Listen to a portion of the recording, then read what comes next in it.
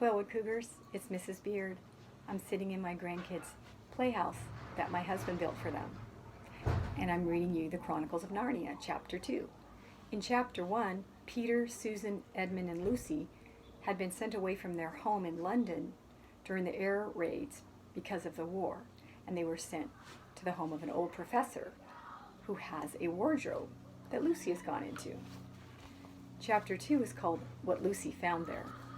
"Good evening," said Lucy, but the fawn was so busy picking up its parcels that at first it did not reply. When it had finished, it made her a little bow. Good evening," said the fawn. "Excuse me, I don't want to be inquisitive, but should I be right in thinking that you are a daughter of Eve?" "My name's Lucy," said she, not quite understanding him.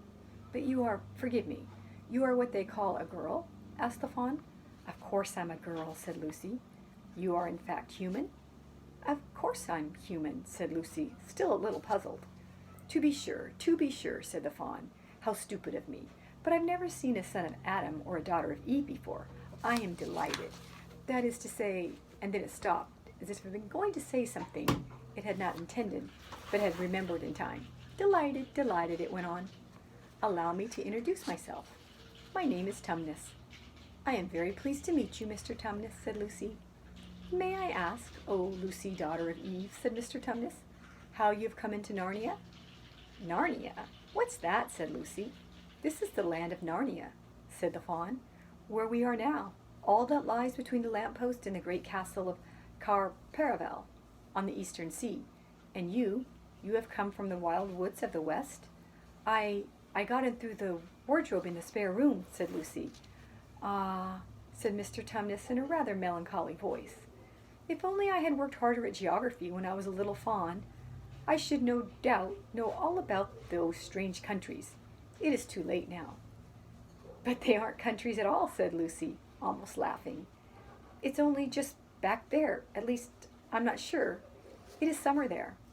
"Meanwhile," said Mr. Tumnus, "it is winter in Narnia, and have been for ever so long, and we shall both catch cold if we stand here talking in the snow. Daughter of Eve, from the far land of Spare where eternal summer reigns around the bright city of Drobe, how would it be if you came and had tea with me?" "Thank you very much, Mr. Tumnus," said Lucy, "but I was wondering whether I ought to be getting back." "It's only just around the corner," said the fawn, "and there'll be a roaring fire, and toast, and sardines, and cake." "Well, it's very kind of you," said Lucy, "but I shan't be able to stay long. So here's a picture of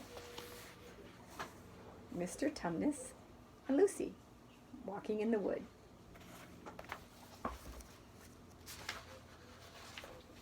"If you will take my arm, daughter of Eve," said Mr. Tumnus, "I shall be able to hold the umbrella over both of us. That's the way. Now, off we go." And so Lucy found herself walking through the wood arm in arm with this strange creature, as if they had known one another all their lives. They had not gone far before they came to a place where the ground became rough, and there were rocks all about, and little hills up and little hills down. At the bottom of one small valley, Mr. Tumnus turned suddenly aside as if he were going to walk straight into an unusually large rock, but at the last moment Lucy found he was leading her into the entrance of a cave. As soon as they were inside, she found herself blinking in the light of a wood fire. Then Mr. Tumnus stooped and took a flaming piece of wood out of the fire with a neat little pair of tongs and lit a lamp. "Now we shan't be long," he said, and immediately put a kettle on. Lucy thought she had never been in a nicer place. It was a little, dry, clean cave of reddish stone, with a carpet on the floor and 2 chairs, "one for me and one for a friend," said Mr. Tumnus, "and a table and a dresser and a mantelpiece over the fire, and above that a picture of an old fawn with a gray beard. In one corner there was a door, which Lucy thought must lead to Mr. Tumnus's bedroom, and on one wall was a shelf full of books. Lucy looked at these while he was setting out the tea things. They had titles like The Way and Letters of Silenus, or Nymphs and Their Ways, or Men, Monks, and Gamekeepers, a Study in Popular Legend, or Is Man a Myth? "Now, daughter of Eve," said the fawn. And really, it was a wonderful tea. There was a nice brown egg, lightly boiled for each of them, and then sardines on toast, and then buttered toast, and then toast with honey, and then a sugar-topped cake. And when Lucy was tired of eating, the fawn began to talk. He had wonderful tales to tell of life in the forest. He told about the midnight dances and how the nymphs, who lived in the wells, and the dryads, who lived in the trees, came out to dance with the fawns, about long hunting parties after the milk-white stag who could give you wishes if you caught him, about feasting and treasure-seeking with the wild red dwarfs in deep mines and caverns far beneath the forest floor, and then about summer when the woods were green and old Silenus on his fat donkey would come to visit them, and sometimes Bacchus himself, and then the streams would run with wine instead of water, and the whole forest would give itself up to jollification for weeks on end. Now that it isn't always winter now. Not that it isn't always winter now, he added gloomily. Then to cheer himself up, he took out from its case on the dresser a strange little flute that looked as if it were made of straw, and began to play. And the tune he played made Lucy want to cry and laugh and dance and go to sleep all at the same time. It must have been hours later when she shook herself and said, "Oh, Mr. Tumnus, I'm so sorry to stop you, and I do love that tune, but really I must go home. I only meant to stay for a few minutes." "It's no good now, you know," said the fawn, laying down its flute and shaking its head at her very sorrowfully. "No good?" said Lucy, jumping up and feeling rather frightened. "What do you mean? I've got to go home at once. The others will be wondering what has happened to me." But a moment later she asked, "Mr. Tumnus, whatever is the matter?" For the fawn's brown eyes had filled with tears, and then the tears began trickling down its cheeks, and soon they were running off the end of its nose, and at last it covered its face with its hands and began to howl. "Mr. Tumnus, Mr. Tumnus," said Lucy in great distress, Don't! What is the matter? Aren't you well?"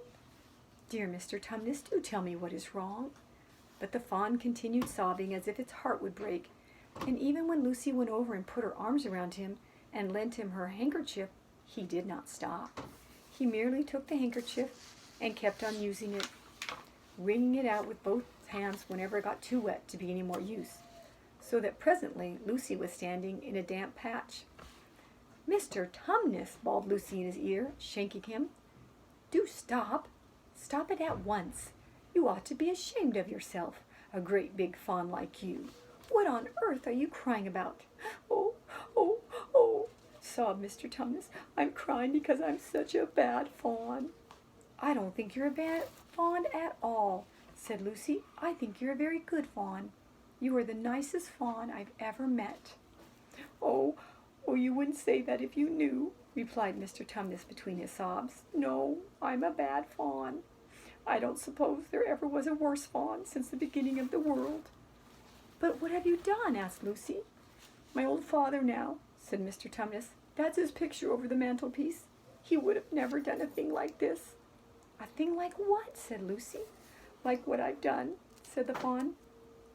"Taking service under the White Witch. That's what I am. I'm in pay of the White Witch." "The White Witch? Who is she?" "Why, it is she that has got all Narnia under her thumb. It's she that makes it always winter. Always winter and never Christmas. Think of that." "How awful," said Lucy. "But what does she pay you for?" "That's the worst of it," said Mr. Tumnus with a deep groan. "I'm a kidnapper for her. That's what I am. Look at me, daughter of Eve. Would you believe that I'm the sort of fawn to meet a poor innocent child in the wood, one that had never done me any harm, and pretend to be friendly with it, and invite it home to my cave, all for the sake of lulling it to sleep, and then handing it over to the White Witch?" "No," said Lucy. "I'm sure you wouldn't do anything of the sort." "But I have," said the fawn. "Well," said Lucy rather slowly, for she wanted to be truthful and yet not be too hard on him. "Well, that was pretty bad. But you're so sorry for it that I'm sure you'll never do it again." "Daughter of Eve, don't you understand?" said the fawn. "It's something I have done. I'm doing it now, this very moment. "What do you mean?" cried Lucy, turning very white. "You are the child," said Tumnus. "I have orders from the White Witch that if I ever saw a son of Adam or a daughter of Eve in the wood, I was to catch them and hand them over to her. And you are the first I've ever met. And I pretended to be your friend and asked you to tea, and all the time I've been meaning to wait till you were asleep and then go and tell her." "Oh, but you won't, Mr. Tumnus," said Lucy. "You won't, will you?" Indeed, you really mustn't." "And if I don't," said he, beginning to cry again, "she's sure to find out, and she'll have my tail cut off, and my horn sawn off, and my beard plucked out, and she'll wave her wand over my beautiful cloven hoofs, and turn them into horrid, solid hoofs like a wretched horse's. And if she's extra and specially angry, she'll turn me into stone, and I shall be only a statue of a fawn in her horrible house, till the 4 thrones at Cair Paravel are filled, and goodness knows when that will happen, or whether it'll ever happen at all." "I'm very sorry, Mr. Tumnus," said Lucy, "but please let me go home." "Of course I will," said the fawn. "Of course I've got to. I see that now. I hadn't known what humans were like before I met you. Of course I can't give you up to the witch. Not now that I know you, but we must be off at once. I'll see you back to the lamppost. I suppose you can find your own way from there back to Spare and Wardrobe?" "I'm sure I can," said Lucy. "We must go quietly as we can," said Mr. Tumnus. "The whole wood is full of her spies. Even some of the trees are on her side." They both got up and left the tea things on the table, and Mr. Tumnus once more put up his umbrella and gave Lucy his arm, and they went out into the snow. The journey back was not at all like the journey to the fawn's cave. They stole along as quickly as they could without speaking a word, and Mr. Tumnus kept to the darkest places. Lucy was relieved when they reached the lamppost again. "Do you know your way from here, daughter of Eve?" said Tumnus. Lucy looked very hard between the trees and could just see in the distance a patch of light that looked like daylight. "Yes," she said, "I can see the wardrobe door." "Then be off home as quick as you can," said the fawn. "And can you ever forgive me for what I meant to do?" "Why, of course I can," said Lucy, shaking him heartily by the hand. "And I do hope you won't get into dreadful trouble on my account." "Farewell, daughter of Eve," said he. "Perhaps I may keep the handkerchief?" "Rather," said Lucy, and then ran off toward the far-off patch of daylight as quickly as her legs would carry her. And presently, instead of rough branches brushing past her, she felt coats, and instead of crunching snow under her feet, she felt wooden boards, and all at once she found herself jumping out of the wardrobe into the same empty room from which the whole adventure had started. She shut the wardrobe door tightly behind her, and looking around, panting for breath. It was still raining, and she could hear the voices of the others in the passage. "I'm here," she shouted. "I'm here. I've come back. I'm all right." And that's the end of chapter 2. Thank you, Quailwood Cougars. See you next time.